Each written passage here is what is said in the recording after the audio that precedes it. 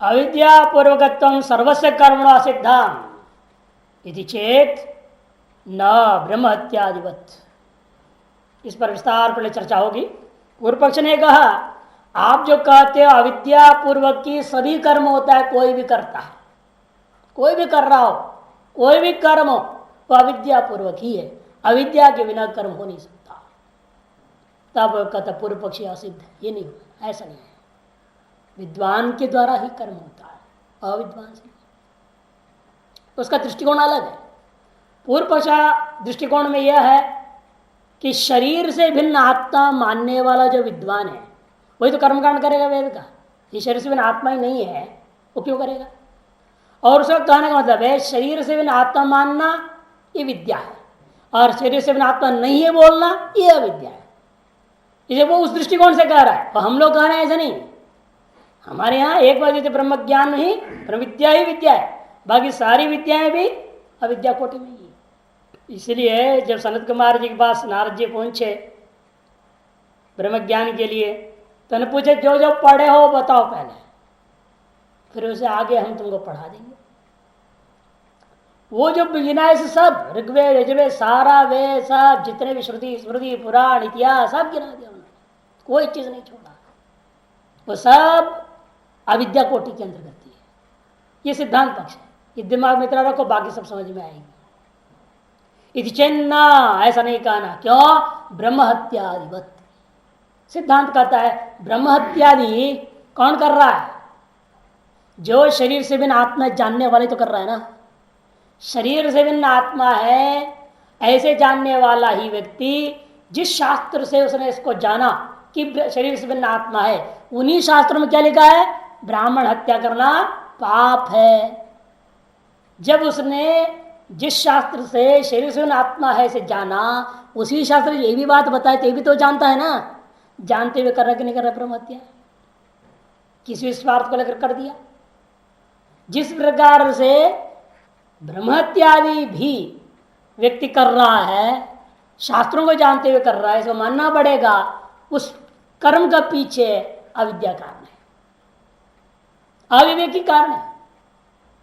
विस्तार समझा रहे, देखो सिद्धांत पक्ष समझे। यद्यपि शास्त्रावगतम नित्यम कर्म तथापि अविद्यावत एव भवति।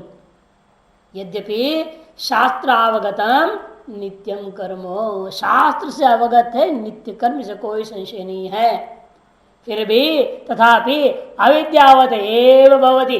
अविद्यावान के प्रति ही सकल कर्म और उपासनाओं की विधियां लागू होती है। यथा प्रतिषेध शास्त्र अवगतम अपि ब्रह्म हत्यादि लक्षण कर्म अनर्थ कारणम अविद्या काम दोषवतो भवति। जिस प्रकार से प्रतिषेध शास्त्र से जाना हुआ ब्रह्म हत्यादि रूपा जो कर्म है अनर्थ का कारण है, वह अविद्या काम आदि दोषवान पुरुष के प्रति ही लागू होता है, वही कर पाता है ना। ये जानते हुए कि ये अनर्थ का कारण है ब्रह्म हत्या करना, फिर भी वो कर रहा है। प्रतिषिध कर्म ये भी वो जान रहा है, ये शास्त्रों से जाना यह प्रतिषिध कर्म है। जैसे विहित कर्मों को समझा वैसे प्रतिषिध कर्म को समझ रहा है वो उसी शास्त्र से। और ये सार्थक फल वाला है स्वर्ग आदि, ये अनर्थक फल वाला है, फल दृष्टिया भी वो जान रहा है, फिर भी गलत काम क्यों कर रहा है? वो बिना अविद्या काम आदि दोष के बिना कर सकता है क्या? इसीलिए मानना पड़ेगा कामना से विशिष्ट होकर विहित कर्म को करता है, कामना आदि दोष से विशिष्ट होकर गई विहित और निश्चित कर्मों को करता है। अन्यथा प्रवृत्ति अनुपत्ति है। यदि न हो अविद्या काम द्वेष आदि दोष न हो, व्यक्ति की प्रवृत्ति नहीं हो सकती। प्रवृत्ति अनुपत्ति, कर्म में प्रवृत्ति हो नहीं सकती, फिर तो ब्रह्म चिंतन में रहेगा, चुपचाप बैठा रहेगा, आलसी भी नहीं होगा वो अपना स्वरूप चिंतन में रहेगा। कर्म और उपासना में उसका कोई प्रयोजन नहीं दिखता, क्योंकि जानता है सब अविद्यावान का मामला है, ये हमें इससे जरूरत ही नहीं है। हमें इस अविद्या को से ऊपर उठ करके और विद्यावान होकर के अपने स्वरूप में प्रतिष्ठित होना है, ऐसे जो सोचने वाला है वह निवृत्ति मार्ग में ही जाएगा, कभी प्रवृत्ति मार्ग में जा नहीं सकता। प्रवृत्ति में भी रुचि है का मतलब है ये प्रश्न उठाया यहाँ पर जीवन मुक्तों को नहीं लाना, मुक्तों को पीछे घुसाना नहीं है। यहाँ ये प्रकरण पूरा अविद्यावान विद्यावान की चर्चा। अविद्यावान से भी पूर्व पक्ष दृष्टि से अविद्यावान किसको कहते हैं? जो शरीर से बिना आत्मा नहीं मानता, और शरीर से बिना आत्मा मानने वाला विद्यावान है पूर्व पक्ष दृष्टिया। और सिद्धांत दृष्टिया ब्रह्म विद्या रहित जो भी है वो सब अविद्यावान है। जो भी कर्म उपासना में प्रवृत्ति वाला है, अभिरुचि वाला है, वो भी सकाम आदि से कर रहा हो, निश्चित रूप में क्या है? अविद्यावान पुरुष ही है। तथा जैसे समझाया है दृष्टांत प्रच्छेद का, उसी प्रकार से नित्य निमित्त काम्यानि अपि, नित्य निमित्त और काम्य कर्मों में भी जो प्रवृत्ति हो रही है वह अविद्या काम्य दोष वाला पुरुष से ही हो सकता है, उसी के लिए, वो दूसरा के लिए नहीं है। तब पूर्व पक्ष अपनी बात स्पष्ट करता है, भाई देह व्यतिरिक्त आत्मनि अज्ञाते प्रवृत्ति नित्यादि कर्मसु अनुपन्ना इति चेन्न। आगे ना अपनी बात बोल दिया, जो व्यक्ति देह से बिन आत्मा नहीं मानता, देह व्यतिरिक्त आत्मनि अज्ञाते, देह बिन आत्मा है और स्वर्ग नरक आदि फलों में लोगों को जाने आने वाला है, ऐसा जिस व्यक्ति को ज्ञान नहीं है, वह व्यक्ति नित्यादि कर्म से प्रवृत्ति अनुपन्ना, वह व्यक्ति नित्यादि कर्म प्रवृत्त नहीं होता।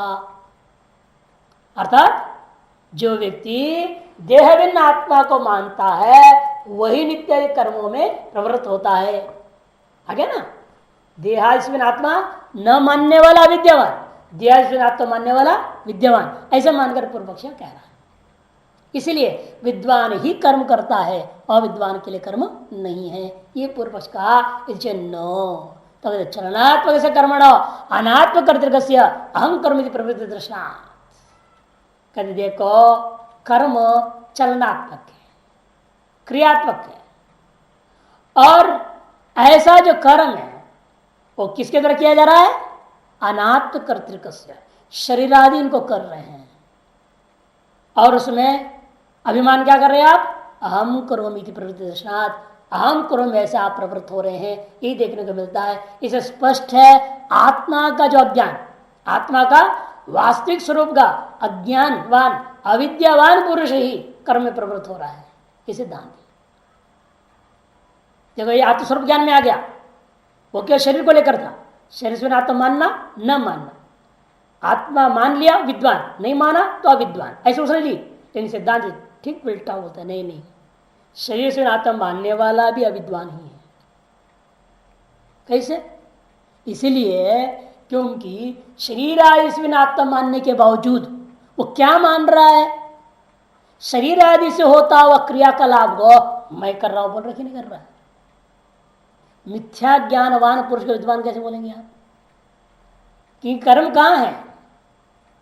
अनात्म शरीर आदि कर्मकांड कर रहे हैं, मन बुद्धि संकल्प कर रहा है, तो कर्म तो सब कुछ इनमें हो रहा है। और कहा क्या रहे हो आप? लेकिन मैं कर रहा हूं, मैंने अपने आत्मा के बोल रहा हूं, आत्मा करता है, आत्मा में कर्तृत्व मान बैठे नहीं है। एक आदि कोई भोक्तृत्व मान रहा है, कोई कर्तृत्व मान रहा है, कोई कर्तृत्व भोक्तृत्व दोनों ही आत्मा में मान रहा है। मान तो रहे कुछ ना कुछ, जो कि वो सारी चीजें कहां है? शरीर आदियों में है। वही करें अनात्म कर्तृक से चलनात्मक से कर्मण, अनात्म कर्तृक है, अनात्म कौन है? शरीर मन बुद्धि अहंकार, ये है कर्ता। इनके द्वारा किए जाने वाले चलनात्मक कर्म को लेकर के आपके अंदर क्या देखने को मिल रहा है? अहम कर्म में से भ्रांति ज्ञान है जब तक, तब तक अविद्या माननी पड़ेगी ना। कैसे मैं उसको विद्यावान मानूंगा? हम यहाँ विद्यावान से लेंगे ब्रह्म विद्या, क्यों शरीर से भी आत्मा मानने से नहीं चलेगा, बल्कि आत्मा में कर्तव्य भोक्तृत्व का भाव, एक में द्वितीयत्व है ना, असंगत्व, स्वप्रकाशत्व इत्यादि को मानने वाले को ही हम विद्यावान मानते हैं। केवल शरीर से बिना आत्मा मानने मात्र से हम उसको विद्यावान पुरुष, विद्वान पुरुष नहीं मानते, क्योंकि ऐसे व्यक्ति में भी, शरीर से बिना आत्मा मानने वाले में भी भ्रांति ज्ञान भरा पड़ा है। तब पूर्व पक्षी कहता है देहादि संगात हम प्रत्यय गौणो न मिथ्या चिन्ह, तो वे भी मान रहा है पूर्व पक्षी। यहाँ ठीक कह रहे आप, अनात्मा ही कर्म को करता है, उन्हें शरीरादि में ही कर्म कर्तृत्व है, लेकिन उसमें अहम कैसे बोल दिया उसने? फिर अहम प्रतिभा गौण ही मान लो, न मिथ्या, मिथ्या ज्ञान मत मानो, भ्रांति मत मानो, इसको गौण व्यवहार है। गौण और मिथ्या तीन प्रकार का ये होता है ना, मुख्य गौण मिथ्या, दो वस्तु का बीच में व्यवहार चलता है हमेशा ही। मिथ्या व्यवहार भी दो को लेकर के, गौण व्यवहार भी दो को लेकर के, मुख्य व्यवहार भी दो को लेकर के। इन अंतर क्या है? मिथ्या व्यवहार में क्या है? आप दो में से एक असत्य है, एक सत्य है। इन सत्य असत्य इन दोनों में से असत्य को ग्रहण किए हुए सत्य का विवेक ही नहीं है। दो भिन्न वस्तुओं में से तीनों ही में क्या हो रहा है? एक सत्य एक असत्य है, इसे कोई संशय नहीं। लेकिन सत्य असत्य का विवेक होना और न होना, और विवेक में भी यथार्थ विवेक होना अयथार्थ विवेक होना। दृष्टांत समझ में आ जाएगा। देखो, आपने रज्जु में सर्प देखा, ये मिथ्या है। रज्जु में सर्प देख लिया और मानव को सिंह कह दिया, ये बालक सिंह है, ये गौण है। कि दोनों ही प्रसिद्ध है और दोनों ही यथार्थ हैं अपने अपने जगह पे। लेकिन यह उससे संभव नहीं, आप जानते भी, विवेक है आपको, बालक सिंह नहीं है, तो स्तुति के लिए आपने सिंह कहा दिया उसको, ये जानते हैं। लेकिन रज्जु और सर्प को दोनों को आप जानते हैं क्या? नहीं जानते। ये नहीं कि रज्जु की स्तुति में सर्प कह दिया, आप रज्जु की स्तुति करने में सर्प कह रहे हो क्या? बल्कि रज्जु का वो ज्ञान ही नहीं है कि सर्प का ज्ञान है। अधिष्ठान का ज्ञान के बिना केवल आरोपित का ज्ञान होना मिथ्या, अधिष्ठान और आरोपित दोनों का ज्ञान होना, और यह दोनों के ज्ञान पूर्वक एक की असंभावना को जान लेना, ये गौण है।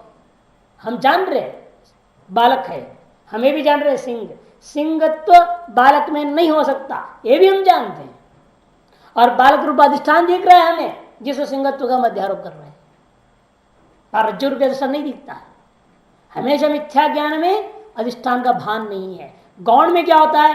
अधिष्ठान का भी भान है, अध्यारोप का भी भान है। लेकिन जानते हुए स्तुति या निंदा के लिए हम लोग उसको आरोप कर देते हैं। और मुख्य में वो असत्य का भान खत्म ही हो जाता है कि असत्य मात्र, अधिष्ठान मात्र रह जाता है। वह सत्यानृत्य मिथ्या निकृत्य तो ही सब जगह व्यवहार में, चाहे मुख्य व्यवहार हो, चाहे गौण व्यवहार हो, चाहे मिथ्या व्यवहार हो, सत्यानृत्य का मिथ्या निभाव है। इन पहले वाले मुख्य में क्या है? सत्य का निश्चय है, असत्य का वहां निश्चय है। और अध्यारोप मिथ्या जानते हैं हम। इन दूसरे गौण में दोनों का निश्चय है, इन साथ साथ वहां अध्यारोप को स्तुत्यर्थ निंदा किया जाता है। और तीसरे में अधिष्ठान का ज्ञान ही नहीं है। ये अंतर को समझ लो, विचार आएगा विस्तार पड़े। देखिए, अब देहाय संघात हम प्रत्येक गौणो न मिथ्या चन्ना तत्कार्य से भी गौणत्व उपपद्य है। लेकिन समस्या होगा, देहाय संघात में हम प्रत्येक को गौण कह दोगे तो आर्ष गौण व्यवहार ज्ञान को लेकर के किया हुआ का से जो प्राप्त जो कार्य जो फल है वह भी गौण होने लग जाएगा, गौणत्व आपत्ति है। अहम देव गौणत्व तत्पूर्व कर्मसु अपनी गौणत्व आपत्ति है ना। आमगिरी यदि अहम बुद्धि गौण मान लिया तो तत्पूर्वक जो कर्म है वह भी गौण मानना पड़ेगा। आत्मनो अनर्थाभावात, उससे क्योंकि आत्मान अनर्थाभावात तन निवृत्त्यर्थम हेतु अन्वेषण न स्यात्, फिर तो आत्मा का कोई अनर्थ ही नहीं हो रहा है, उसको निवृत्ति करने के लिए क्यों प्रयास कर रहे हो?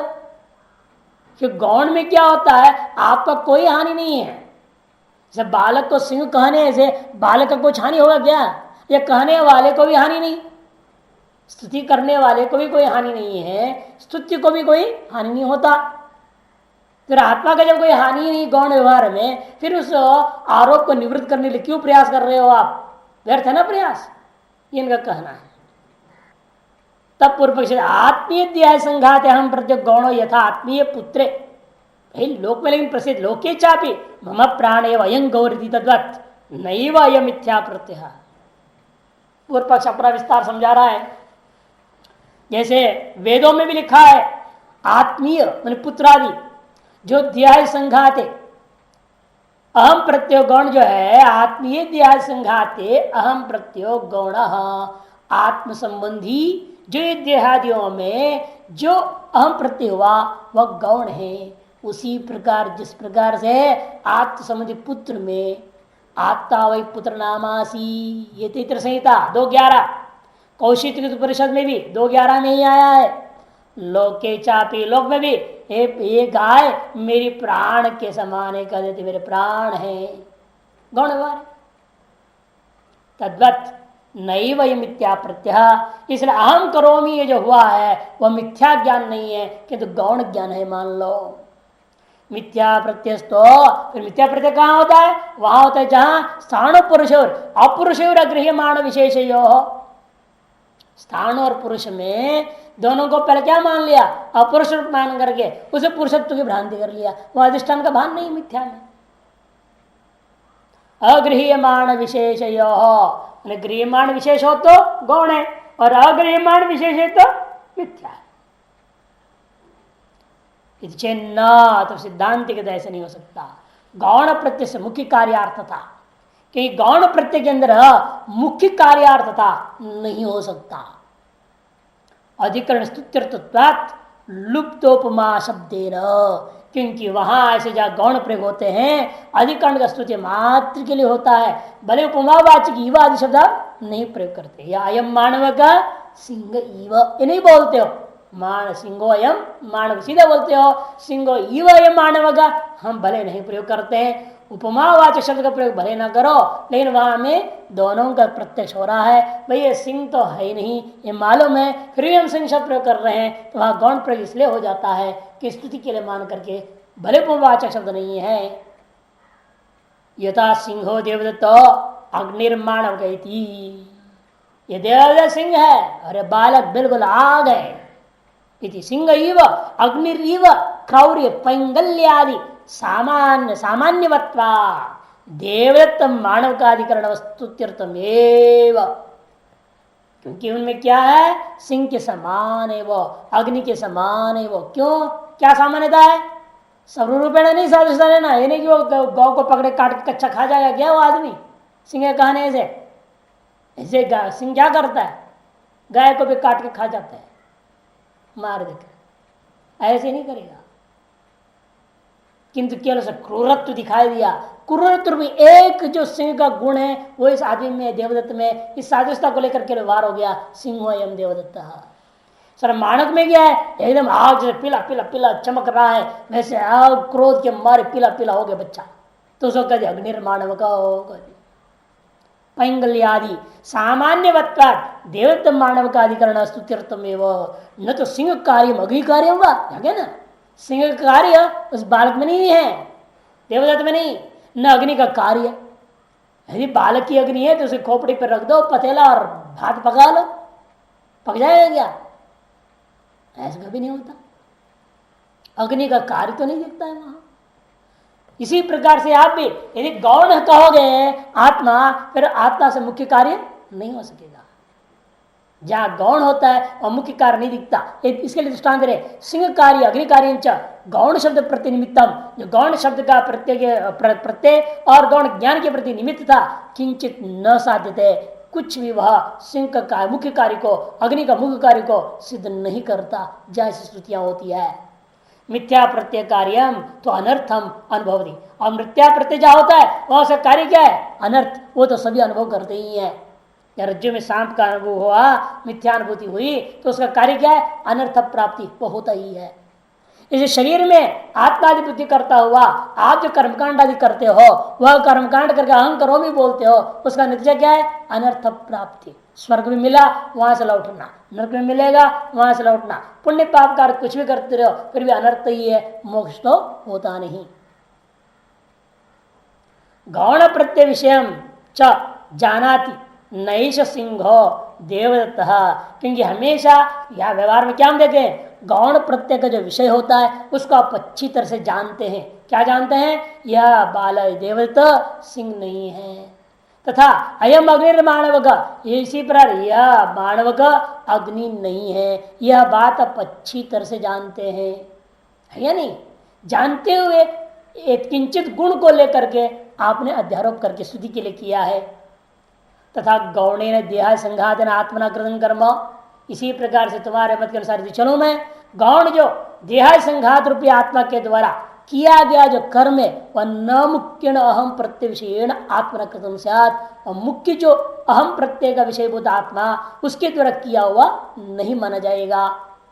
नहीं गौण सिंहाग्निभ्यं कृतं कर्म मुख्य सिंहाग्निभ्यं कृतं स्यात्।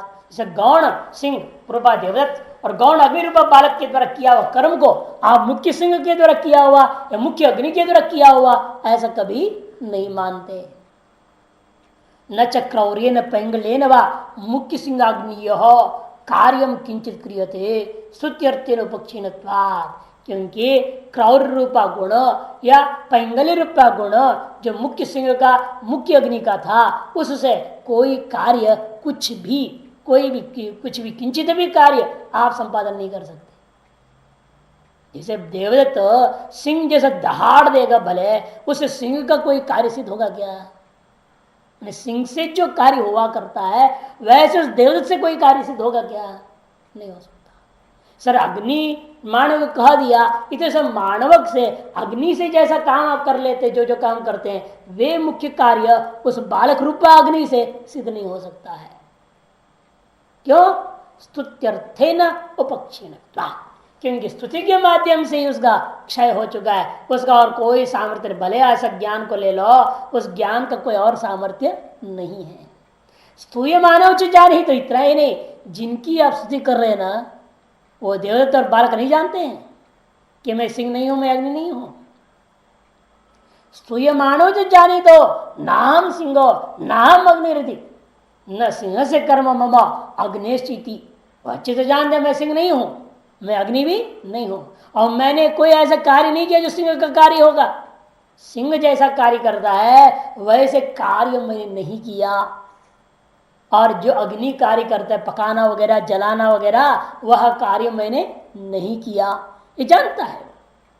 बालक अच्छे से जानता है ये मेरी स्थिति के लिए मेरे को अग्नि कह दिए, इन वास्तव में मैंने ऐसा कोई कार्य ही नहीं किया जो अग्नि करता है।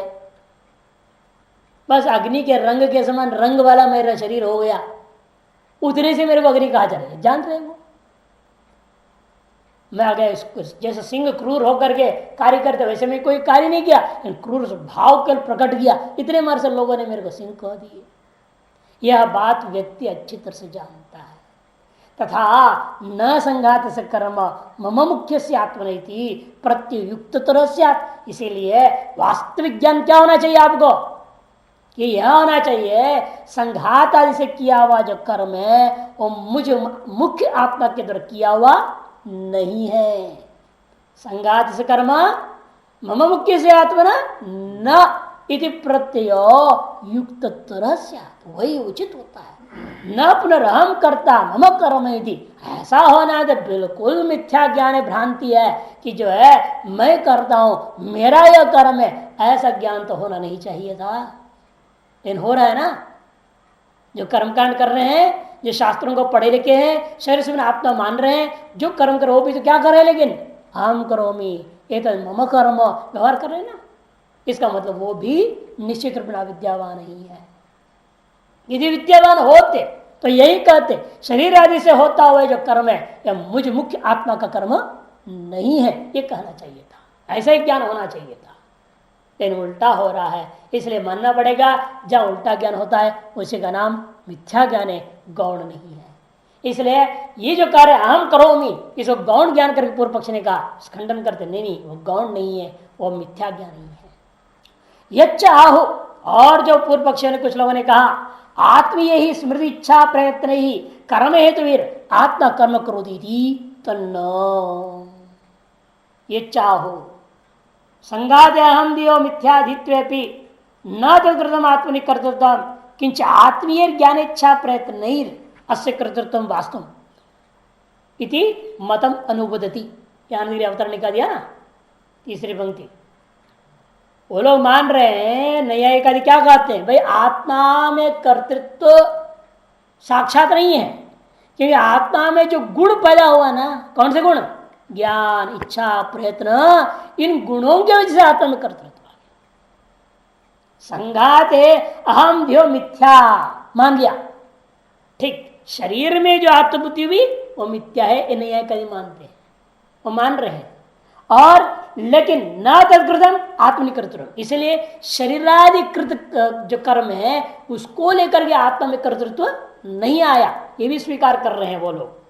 लेकिन गड़बड़ कहां करते हैं किंच आत्मीय ज्ञान इच्छा प्रयत्न, आत्मा में जो मन संयोग से उत्पन्न हुआ गुण, कौन से गुण? ज्ञान, इच्छा, प्रयत्न, इन गुणों के वजह से क्या हो गया? प्रयत्न अस्य कर्तृत्व वास्तव, इसमें कर्तृत्व आ गया। और जो कर्तृत्व आ गया इन गुणों की वजह से, ये लोग कर्तृत्व को वो गौण नहीं मानते या मिथ्या नहीं मानते, किंतु गौण को, आत्मा के आया हुआ कर्तृत्व को वास्तविक मानते। ये समस्या है, इसलिए इसका भी खंडन करना ठीक है। कुछ कुछ नजदीक आ गए वेदांति के पास है लोग, शरीर के कर्म को आत्मा कर्म नहीं माना, एक तो वेदांति के समान हो गए मुख्य रूप में, है ना। शरीर का कर्म को आत्मा का कर्म नहीं है, और शरीर के द्वारा कर्म को लेकर के आत्मा में कर्तृत्व भी नहीं मानते। ये दो विचार बिंदु, विचार जो उनका वेदांति के समान हो गया। लेकिन तीसरे विचार में फंस गए, आत्मा में जो ज्ञान सुख दुख इच्छा आदि प्रकट हुआ, प्रयत्न हुई, उसके वजह से आत्मा में कर्तृत्व भोक्तृत्व आ गया। लेकिन जो कर्तृत्व भोक्तृत्व आया वो झूठी है, आरोपित नहीं मानते, वास्तविक मान लिया। ये समझ, इसे इनका भी खंडन करना जरूरी है। गौण मानने वाला भी खंडन करना पड़ेगा, इस तरह से वास्तविक मानने वाले को भी खंडन करना पड़ेगा, क्योंकि आत्मा में वास्तव में कर्तृत्व भोक्तृत्व आदि नहीं है। तैति चेन्न तेषा मिथ्या प्रत्यपूर्वक, क्योंकि यह भी अन्य के चीज को अन्य में लाना क्या होता है? मिथ्या प्रत्यय होता है। इसे इनके मत में जो माना जा रहा है आत्मा में कर्तृत्व, वह भी मिथ्या प्रत्यपूर्वक ही है। कैसा? मिथ्या प्रतिनिमित्त इष्टानिष्ट अनुभूत क्रिया फल जनित संस्कार पूर्वक ही स्मृति इच्छा प्रयत्न आदि, क्योंकि जो स्मृति इच्छा प्रयत्न आदि हो रही है बारंबार बारंबार बारंबार, वह क्यों हुई है? संस्कार के वजह से हुई है। और संस्कार किस चीज की हमारे अंदर है? मिथ्या ज्ञानों की संस्कार है। यथार्थ ज्ञान की संस्कार तो है ही नहीं। यथार्थ ज्ञान तो पैदा करना पड़ रहा है, परेशानी हो रही है। यदि यथार्थ ज्ञान स्वरूप होता ही है, यथार्थ ज्ञान वास्तव में स्वरूप ज्ञान है, वो तो नित्योपलब्धि स्वरूप हो, महात्मा नित्योपलब्धि स्वरूप है वो। लेकिन अनादि अविद्या से विस्मृति होने के कारण से अपने अंदर जो संस्कार है, इस समय स्वरूपानुभूति संस्कार नहीं है। कौन सा संस्कार है? मिथ्या प्रत्यनिमित्त, मिथ्या ज्ञान है निमित्त जिसका, ऐसा जो इष्ट अनिष्ट अनुभूति क्रिया फल जनित, इष्टानिष्ट का अनुभव से, क्रिया से अनुभूत, जो इष्टानिष्टानुभूत क्रिया फल जनित, क्रिया और फल से जनित संस्कार पूर्वका स्मृति इच्छा प्रयत्नादय, तत्पूर्वक ही स्मृति इच्छा प्रयत्नादियां हो रहे हैं। यथा जिस प्रकार से आप इस जन्म में देख रहे हो, वैसे अनुमान करना पड़ेगा ना। इस जन्म के जो आपका अनुभव है, इसके अंदर आपको पूर्व जन्म के संस्कारों को स्वीकार करना पड़ेगा।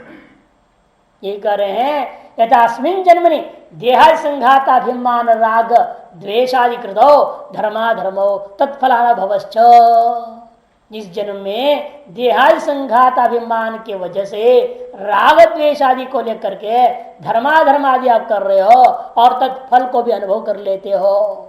ठीक उसी व्रत था अतीते, पिछले जन्मों में, और उससे भी पिछले में अतीत तरे, उससे भी पीछे में, ऐसे करते करते जन्म नीति आए अनादि अविद्या कृत संसारो, आ गया ना। अनादि से धारा चली आ रही है, कब हुआ पता नहीं। अनादि का मतलब क्या? न विद्या आदि, कालकृत नहीं, या कारणकृत। इसलिए कहते हैं अतीतो अनागत अनुमेय, आपको अनुमान कर लेना पड़ेगा अतीत संसार के बारे में और अनागत संसार के बारे में भी।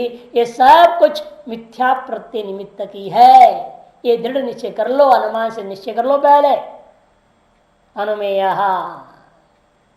का अनुमान भी नीचे दे रहे, देखो विमतो काल कालो अविद्या के संस्कारवंतो कालत्वात् वर्तमान कालवत् आनगिरी। विमतो कालो पक्ष, विमत काल क्या है? अतीत काल और अनागत काल, भूत और भविष्यत, ये दोनों काल भी कैसे हैं? धर्म अविद्याकृत संस्कार वाले हैं, अविद्याकृत संस्कार वाले हैं। क्यों? वह काल होने से वर्तमान काल के समान, यह अनुमान से आपने सिद्ध कर लिया। इसलिए आत्मा में आप जिस किसी भी प्रकार से कर्तृत्व भोक्तृत्व लाओ वह मिथ्या ही माननी पड़ेगी। यथार्थ में वास्तविक कर्तृत्व आत्मा में कभी नहीं हो सकता। ततश्च इसे क्या निष्कर्ष निकला? तो वेदांत अपना सिद्धांत लिया, सर्व कर्म संन्यासा सहित ज्ञान निष्ठया आत्यंतिक संसार उपरमः इति सिद्ध। इस संसार का आत्यंतिक उपरम यदि होना है तो सर्व कर्म संन्यास सहित ज्ञान निष्ठा के द्वारा ही हो सकता है और कोई रास्ता नहीं है। इस अन्य कितने कर्मादि से होगा, ये तो चर्चा चल रही है ना, कर्म से मोक्ष, उसके सिद्धांत खंडन करना है। किसी भी प्रकार से कर्म से मोक्ष नहीं हो सकता और आत्मा में कर्तृत्व भी वास्तव में नहीं है किसी भी कर्म का। इसलिए कर्म के करने पर भी किया किसी ने, मुक्त कोई और हो जाए, ये कैसा होगा? कर्म किसने किया? शरीरादि ने। कर्तृत्व कहाँ है? शरीरादि में। मुक्त कौन हुआ? आत्मा। अरे ये कैसा होगा? इसीलिए ये असंभव तुम्हारी कल्पना है, दो कारणों से। ये तो सकल कर्मों का आत्यंतिक नाश बिना ज्ञान का हो नहीं सकता। संचित कर्म कितने मालूम भी नहीं, उसका पूर्ण रूप आप कभी नष्ट नहीं कर सकेंगे, एक। और दूसरा, आत्म में कर्तृत्व ही नहीं है, इसीलिए कर्म को लेकर के आत्मा को मोक्ष होना यह असंभव है। ये जो कर्म करेगा, ये कर्म से मुक्ति माना जाए, जो कर्म कर रहा है उसको ना मुक्ति मिलेगा उस कर्म से, कि दूसरे को मिलेगा? दूसरे को मिल नहीं सकता। और आत्मा में कर्तृत्व है ही नहीं, जहां कर्तृत्व मुक्त करना ही नहीं उसे, तो वैसे विनाशी है ही नहीं। अतएव कहते हैं सर्वकर्म संन्यास सहित ज्ञान निष्ठा के द्वारा ही संसार का आत्यंतिक परम हो सकता है इति सिद्धांत। अविद्यात्मकत्वाच्च देहाभिमानस्य तन्निवृत्तो देहानुपत्ति संसार अनुपत्ति। देखिए अभी जो मतलब जीवन मुक्त के लिए वास्तव में जीवन मुक्त व्यवहार अज्ञानी के दृष्टिकोण से ही व्यवस्था दी गई है। वास्तव में ब्रह्मज्ञानी के लिए न जीवन मुक्त न विदेह मुक्त, दो मुक्त अवस्था वगैरह न कुछ नहीं, क्योंकि अविद्यात्मक देहाभिमान से, जो देहाभिमान है वह अविद्यात्मक है। अतएव तन्निवृत्त, और ब्रह्म ज्ञान के द्वारा जब देहाभिमान की निवृत्ति हो गई तो देह ही उपपन्न नहीं उसके लिए, देह अनुपत्त हो, संसार उपत्ति, फिर संसार की उपपत्ति नहीं हो सकती। देहादि संगत है आत्माभिमान हो अविद्यात्मक, कि देहादि संघात में जो आत्माभिमान है वह अविद्यात्मक है, क्योंकि यह संसार में, व्यवहार में, लोक में सुप्रसिद्ध। अविद्या के बिना अन्य का धर्म को अन्य में ग्रहण नहीं कर सकते।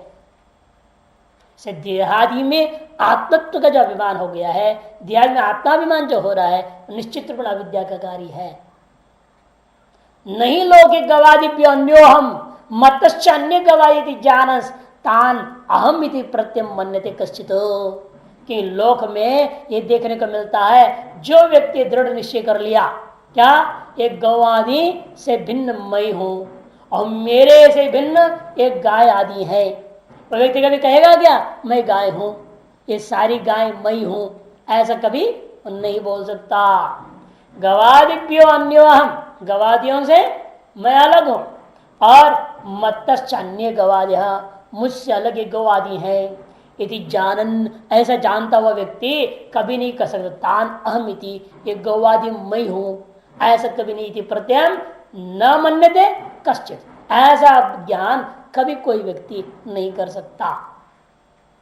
फिर भी यही तो होता है ना, आदमी मर गया तो मैं मर गया, बेटा मर गया तो मैं मर गया, जबकि जान रहा है ये मेरे से अलग है, ये शरीर ही अलग है, सब कुछ अलग है, अलग सोते भी हैं, अलग खाते भी हैं, अलग रहते भी हैं, सब जान रहे, अलग घूमते फिरते हैं। तो है ना कि वो गया तो ये भी गया, ऐसे कहाँ होता है? एक सो रहा है, खा रहा है, कोई कुछ और कर रहा है, ये दोनों अत्यंत अभिन्न होते, एक का हाथ उठा दूसरे के हाथ उठना चाहिए ना, वहां पर भी ऑटोमेटिक अभिन्न है ना। अभिन्न तो हो ही नहीं सकता बाप बेटा, पति पत्नी वगैरह, कभी भी किसी भी क्रियाकलाप आदि के दृष्टिकोण से अत्यंत भिन्न, सब जानते हैं। और ये भी जानते पहले किसी ने किसी को जाना ही है, फिर भी मूढ़ता और अविवेक प्रकार विद्या की वजह से अभेद मान बैठे हुए हैं। बड़ा आश्चर्य की बात। फोन करेंगे नहीं मिलेगा तो तुरंत पकड़ घबरा जाएंगे, कहाँ गए कहाँ गए कहाँ, क्या हुआ। बड़ा मुश्किल होता है। इतना भी वेदांत पढ़ लो सुन लो, सीध तो दिमाग में वैसी की वैसी है। 2 बार फोन किया उस दिन और वो पत्री उठाई ही नहीं, तुरंत मोबाइल पर फोन कर, पता नहीं कहाँ गई क्या हो गया, घबरा गए। वेदांत कितना भी सुन लो क्या हो। आसान थोड़ी एक चीज तोड़ना, जिंदगी भर जितना सुने ये जन्म नहीं और सैकड़ों जन्म सुनने पड़ जाएंगे, सुनते रहना पड़ेगा। यदि भी यह चेत विदित तथ सत्यम अस्ति कह दिया है, यह जान लिया पक्का हो जाए तो अति उत्तम का। ना भी होने छोड़ना नहीं है। भले से बार बार हो रहा है, देख रहे हैं, फिर अभिमान आ जाता है, देहाभिमान आ जाता है, पुत्राभिमान आगे गए और अभिमान आ रहा है, कोई बात नहीं, फिर भी लगे रहेंगे तो अवश्य ही किनारे लगता है। इसे जानकर भाषा सुधरा विस्तार में समझा रहे हैं, ये देहाभिमान सबसे खतरनाक चीज है। और यद्यपि भेद ज्ञान जहां है वहां ऐसा अभिमान होता नहीं है, लेकिन अविद्या के बिना तो हो नहीं सकता। अजानस्तु स्थानो, और समझा रहे, न जानने पर भेद को भ्रांति होती है। स्थानो पुरुष विज्ञानवत, ठूंठ में पुरुष का बुद्धि हो गई। क्यों?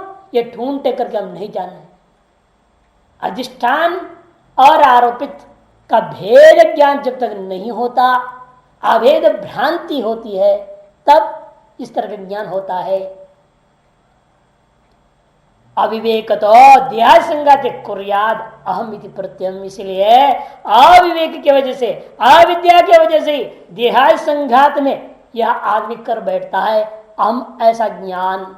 न विवेक तो जानन, विवेक से जानते हुए वह कभी बोल नहीं सकता है कि मैं यह शरीरादि संघात वाला हूं और शरीरादि संघात के लिए मेरे अंदर कर्तृत्व भोक्तृत्व है, ऐसा कभी नहीं कहेगा।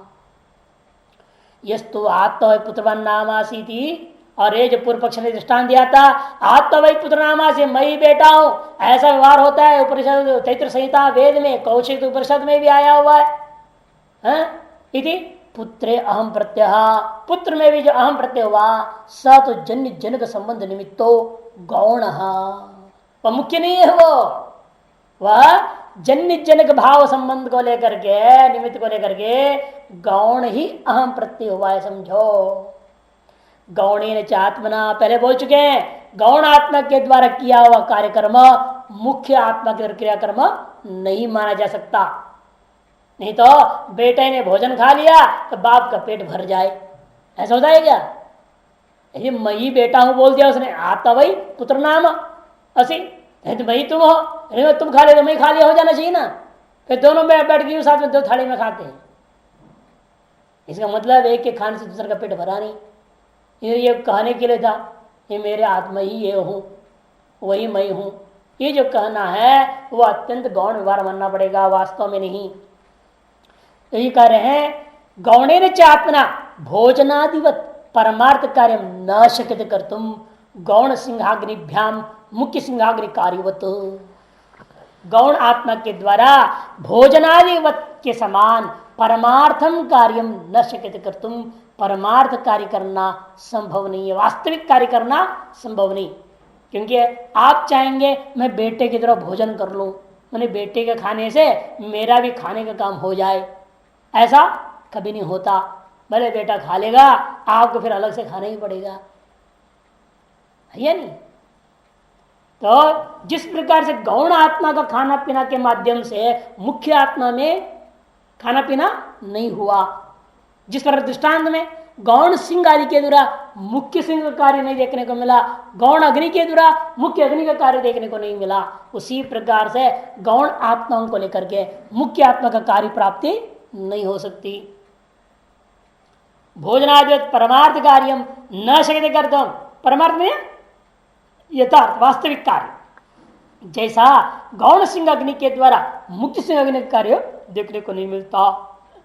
अदृष्ट विषय चोदना प्रामाण्याद आत्मकर्तव्य गौणेर देहेन्द्रिया क्रियत एवं चिन्ह। तब पूर्व पक्षी कहता है नहीं जी, थोड़ा अंतर है। स्वकीय पुत्र के द्वारा गौणात्मा के द्वारा पितृभोजन आदि कार्य नहीं होता, ये बात तो ठीक है। फिर भी देहादि में जो गौण आत्मा है उसके जो कर्तृत्वादि कार्य होता हुआ देखने को मिला। यदि भी दृष्टांत दर्शन सिद्ध क्या हो रहा है, जो देहादि में जो आत्मबुद्धि है उसमें मुख्य आत्मत्व नहीं है, उसके वजह से आत्मा में कर्तृत्व मुख्य कर्तृत्व भी नहीं आएगा, ये बात तो सिद्ध हो गया। लेकिन गौण आत्मा अगर मुख्य आत्मा का कार्य नहीं होता वास्तव में, ना उस मुख्य आत्मा कार्य वास्तव में नहीं होता, इस बात को दृष्टांत से जो आप समझा रहे हो वहां तक तो ठीक है, लेकिन विधि शास्त्र में लागू नहीं हो सकता है बात। क्यों? क्योंकि अदृष्ट विषय चोदना प्रामाण्यात, अदृष्ट विषय का विधि की प्रामाण्यता है ना, स्वर्ग कामो यजेत। इसी प्रामाण्यता से व्यक्ति क्या मानता है, मेरा कर्तव्य है आत्म कर्तव्यम गौणेर देहेन्द्रियादि भी क्रियते, गौण देहेन्द्रियादियों के द्वारा, देहेन्द्रियादि आत्मों के द्वारा स्वयं के कर्तव्य करके मान करके वो करता है। न ऐसा भी नहीं हो सकता कि कोई भी विधि आपसे कराता नहीं है, करने को कहता है लेकिन कराता नहीं। क्योंकि नियम बहुत बार बोल चुका हूं, शास्त्र तो ज्ञापकम न कारकम, शास्त्र हमेशा ज्ञापक है, कारक नहीं होता। डंडा लिए हुए खड़ा नहीं है, तुम करो, करना ही पड़ेगा, ऐसा नहीं। कहता तो है जब तक जियो तब तक कर लेना। विधियां ज्ञापन करते हैं, कथन करते हैं, करना न करना, उल्टा करना मर्जी आपकी होती है, वो शास्त्र नहीं कराता कुछ भी। इसलिए कह रहे हैं देखो कि क्रियते जन्ना अविद्याकृत आत्मत्तेषाम, लेने वे लोग अविद्याकृत आत्मबुद्धि वाले होकर के ये सब करते हैं। उसके बिना कर्म में आपकी प्रवृत्ति हो नहीं सकती, कोई भी कर्म नहीं हो सकता है। टीका में देखिए, स्वर्ग काम आदि वाक्य प्रामाण्याद आत्मनोदेहादि अतिरेक ज्ञान तस्य च केवल से अकर्तृत्वात् तत्कर्तव्यम कर्म गौणरेव देहाद्यात्म भी संपादित है, नहीं सत्यव श्रौतादिर श्रौत अतिरेक ज्ञाने देहादो आत्मत्वम आत्म मुख्यम युक्तम इति चोदयति अदृष्ट इत्यादि शंका। क्योंकि स्वर्गादि स्वर्ग काम आदि वाक्यों की प्रामाण्यता को देखते हुए भले ही आत्मा में कर्तृत्व नहीं है, लेकिन आत्मा क्या करेगा, देहादि जो अतिरेक ज्ञान, आत्मा देहादि से भिन्न है, ये मालूम होगा ना। क्योंकि स्वर्ग कामना से कर्म का विधि हुआ, इसका मतलब मरने के बाद कोई ऐसी चीज है जो यहां से स्वर्ग जाता होगा। वो चीज क्या है, वो इस शरीर से अलग एक आत्मा है, ये तो सिद्ध हो गया। इन विधि वाक्यों के आधार पर सिद्ध है शरीर से भिन्न आत्मा, और आपके मुताबिक आत्मा में कर्तृत्व भी नहीं है। लेकिन बिना कर्म कौन करेगा, आत्मा कैसे चला जाएगा? शरीर करेगा और आत्मा स्वर्ग गया, ऐसे कैसे होगा? शरीर तो हमारे यहीं पड़ा गया, जिसने करा हो तो यहीं मर के यहीं पड़ा हुआ है, और जिसने नहीं किया वो स्वर्ग चला गया, ये आपत्ति आ जाएगी ना। इसे पूर्व पक्ष कहना है इस शरीर के आदि के द्वारा केवल से कर्तृत्व, केवल आत्मा में कर्तृत्व नहीं है, ये हम भी मान लेंगे, किंतु तत्व कर्तव्यम कर्म गौणीरेव देहाद्यात्म भी, गौण जो देहादि आत्मा है इनके द्वारा ही आत्मा के द्वारा कर्तव्य कर्म होते, यह समस्या है। आत्मा कर्म करेगा, कैसे करेगा? स्वयं तो सीधा नहीं कर सकता, हाथ पैर है ही नहीं, तो इन हाथ पैर के द्वारा करेगा। अतएव इनके द्वारा करने के बावजूद भी फल किसको मिलेगा? आत्मा को ही मिलेगा। ये पूर्व पक्ष पकड़ रहा है, ऐसे समझना चाह रहा है।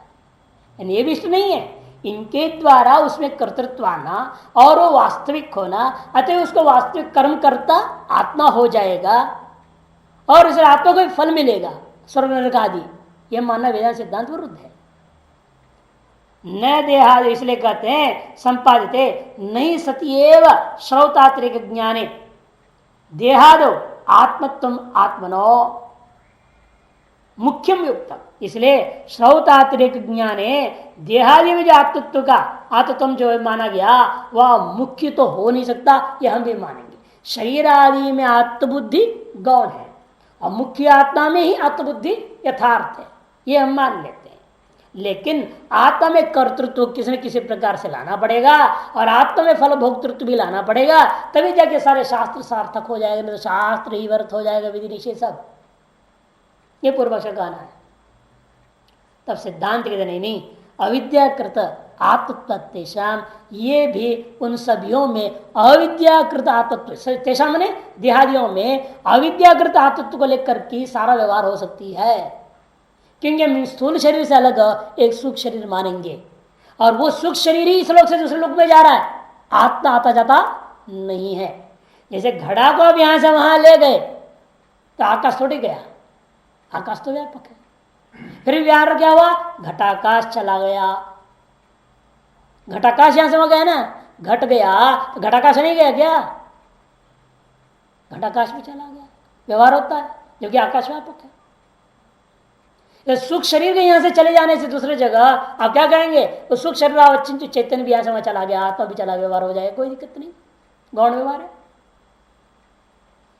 ये मानना ही पड़ेगा।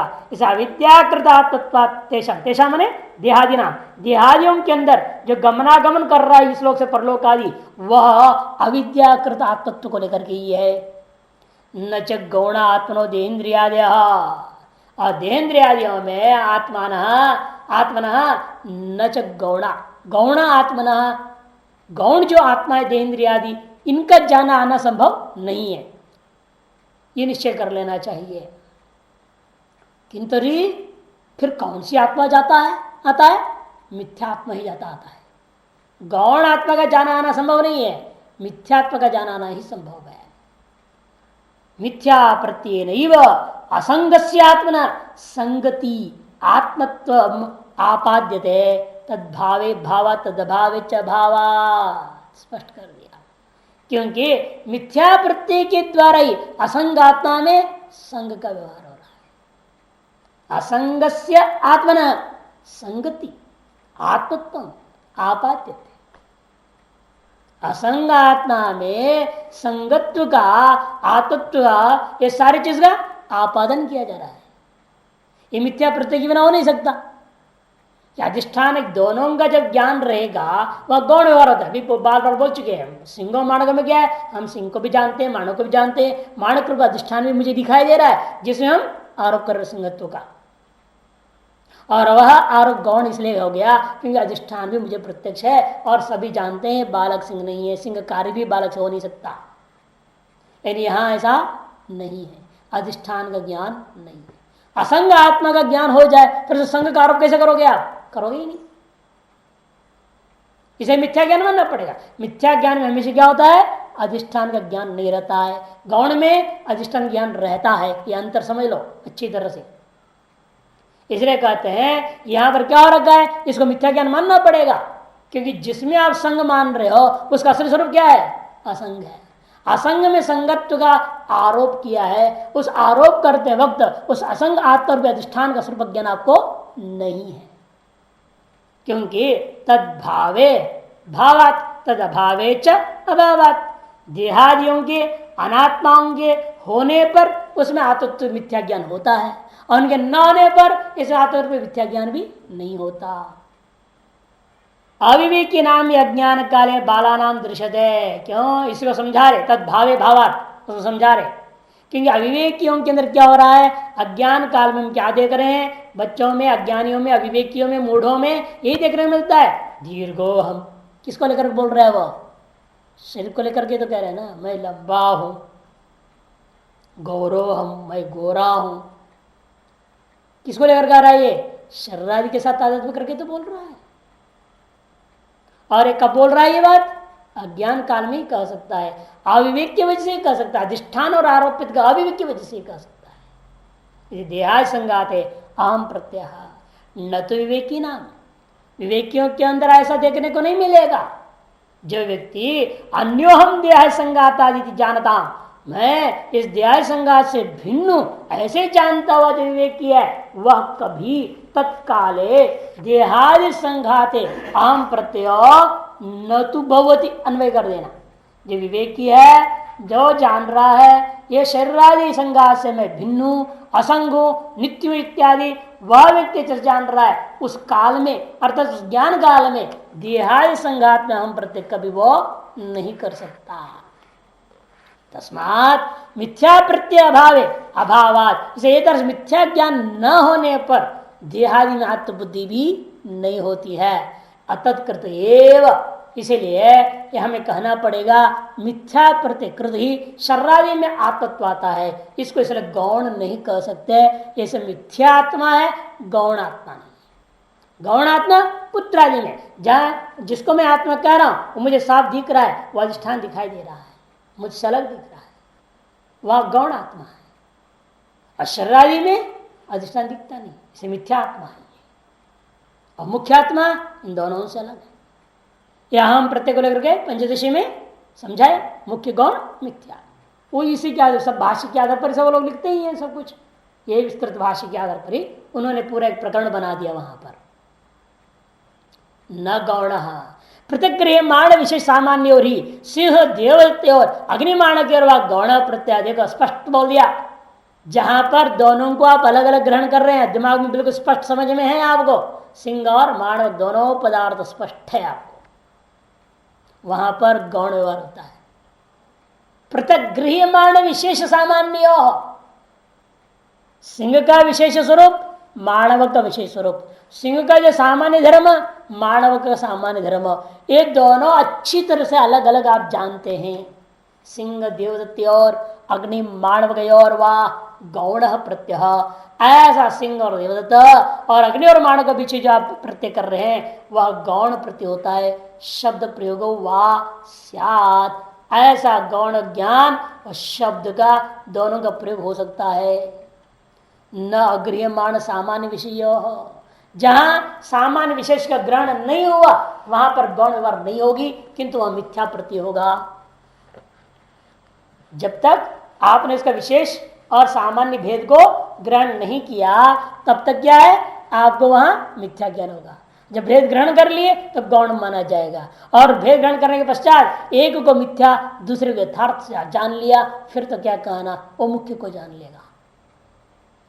यत्तुक्तम श्रुति प्रामाण्य, दूसरे का फिर तो सारी श्रुतियां गड़बड़ा जाएगी। अग्निहोत्र जीवासुर काम इत्यादि जो कह रहे हैं, कामना जी के लिए एक आत्मा जाने वाला अलग मानना पड़ेगा इत्यादि, तन्न तत्प्रामाण्य से अदृष्ट विषयत्वा, क्योंकि श्रुति प्रमाण हमेशा अदृष्ट विषय में होता है, साक्षात दृष्ट विषय में नहीं हो सकता। और आत्मा तो सर्वानुभव सिद्ध है, कौन नहीं जानता है आत्मा को मैं हूं, बल्कि सारी दुनिया क्या कहती है, मान भुवम भूयासमेव, सभी के लिए एक इच्छा, जबरदस्त इच्छा है, मैं ना हूं ऐसा कभी ना हो और मैं सदा रहूं, यही सबकी इच्छा है। और शरीर का मृत्यु का डर रहे हैं उनको सबको, मैं नहीं रह जाऊंगा, मर जाऊंगा।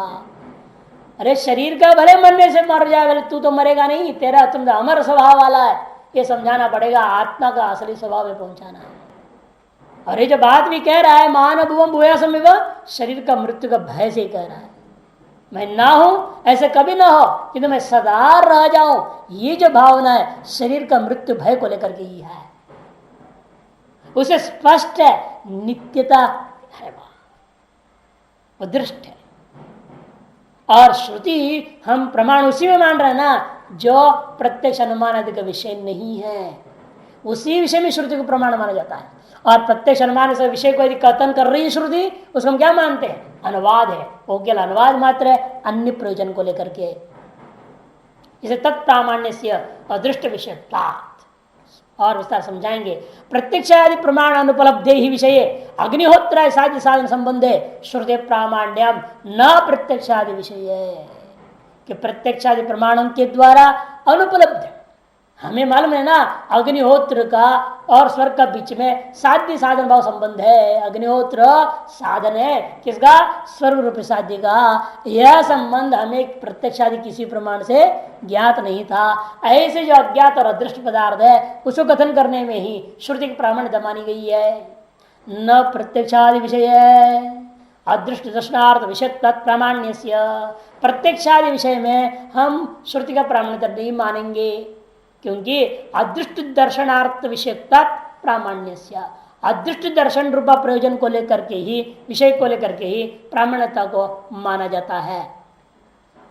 क्योंकि कहा भी है ना अनन्य लभ्यो ही शब्दार्थ, कोई भी शब्द किसी अर्थ में प्रामाण्यता तभी आती है जब अन्य प्रमाणों से उपलब्ध ना हो। अन्य प्रमाण से उपलब्ध हो जाए फिर वो प्रमाण उसमें नहीं माना, जब तो अनुवाद हो गया।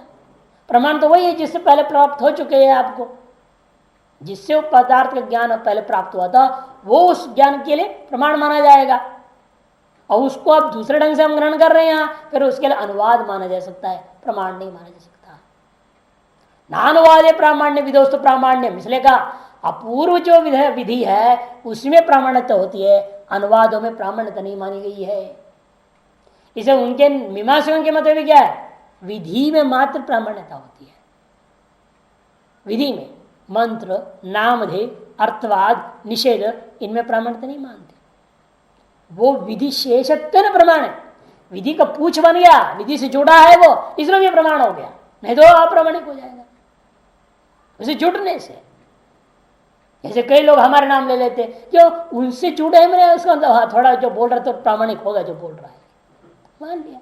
ये जो लिख रहा है कुछ प्रामाणिक लिख रहा होगा, स्वीकार कर लेते लोग। कई लोग जान के इस्लाम का नाम डालना चाहते पुस्तक में, उन्होंने उनकी सहमति, क्यों अच्छी तरह बिकेगा, जो भी उनकी भावना है, या प्रामाणिकता आ जाएगी। हमने कहा भाई हमारा मत नाम डाल, बहुत गलत लिखा है तुमने, हमारा नाम मत डालो इसमें। हाँ तुम खाए को बेमतलब डाल रहा। एक ने तो ऐसे ही दक्षिण भारत से आते महात्मा ने हमारा नाम डाल दी, भूमिका छाप दी, हमने जो खंडन मंडन भी किया वो सब निकाल दिया और बाकी छाप दिया, और उनकी सम्मति है दे दिया, दुनिया उसको मान रही है। उसी को लेकर बड़ा सम्मेलन कर दिया माउंट आबू में। फिर अरे बड़े बड़े उनकी सम्मति है और आप लोग कैसे मना कर, जो मना कर सबको इकट्ठा किया वहां पे। ये अच्छा अवसर वहां के हमने गए ही नहीं, हम तो क्षेत्र संन्यास में थे।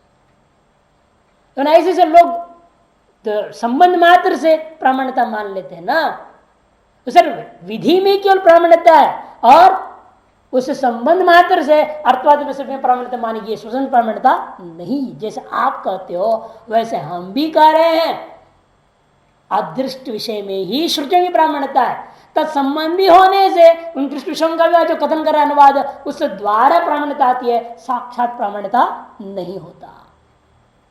तस्मात् न दृष्ट मिथ्या ज्ञान निमित्त से हम प्रत्यय सिद्ध्या संगात गौणत्वम कल्पितुम शक्यम, अंतिम फैसला दे दिया। इसलिए दृष्ट जो मिथ्या ज्ञान है यह निमित्त इस शरीरादि में अहम प्रत्यय के प्रति, और उसको उस देहाय संगात हुआ जो अहम प्रत्यय को गौणत्व कल्पना करना बिल्कुल संभव नहीं है।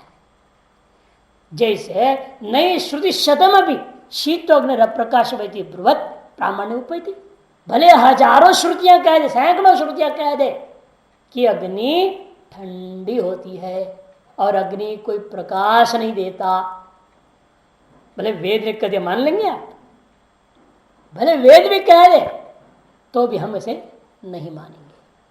श्रुतित्वादेव मान लो आंख बंद करके, ऐसा नहीं होता, न बंद के न खोल के, किसी प्रकार मानेंगे नहीं हम, उसको प्रामाणिक नहीं माने सकता है। नहीं, श्रुति शतम में शीत अग्नि प्रकाश वही ब्रुवत प्रामाण्य उपैती, यदि ब्रूयात अरे श्रुति कह देती है, हाँ फिर श्रुति कही, फिर उसका अर्थ कुछ और होगा, इसका अर्थ कुछ और व्याख्या करनी पड़ेगी ना। यदि श्रुति कह रही है अग्नि ठंडी है, प्रकाश रहित है, फिर उसका तात्पर्य कुछ और लेना पड़ेगा। जैसे कबीरा के वचनों का हम लोग तात्पर्य घटा लेते, नहीं ऐसा नहीं, ऐसा है भाई, चिंटी चढ़े पहाड़ पर 9 मन तेल लगाए, ऐसे कैसा हो सकता है? 9 मन तेल तो आदमी इतना लंबा चौड़ा, इसकी शरीर में मालिश नहीं हो सकती है। 360 किलो तेल, एक मन में 40 किलो, 9 मन में 360 किलो, तो कैसे होगा? तो अर्थ हमें अलग कहना पड़ेगा। कबीर का यहाँ विवक्षित अर्थ कुछ और है। उस श्रुति में भी यदि श्रुति कह देती है, वही कर, यदि ब्रूयात श्रुति शीतोग्नि प्रकाश वायती तथापि अर्थांतरम श्रुति विवक्षितम कल्प्यम, फिर तो हमें कहना पड़ेगा वह श्रुति से विवक्षित और ही अर्थ है, यथा श्रुतार्थ नहीं लेना, उसको लक्षणा कर दो, उसका तात्पर्य अर्थ अलग घटाओ। प्रामाण्य अन्यथा अनुपत्य है, नहीं तो श्रुति में प्रामाण्यता हो ही नहीं सकेगा। न तो प्रमाणांतर विरुद्धम स्ववचन विरुद्धम वा, क्योंकि प्रमाणांतर विरुद्ध या स्वपूर्व में अन्यत्र कथित वचनों के विरुद्ध श्रुति यदि कहती है उसका अर्थांतर लेनी पड़ती है, नहीं तो प्रामाण्यता ही श्रुति का भंग हो जाएगा।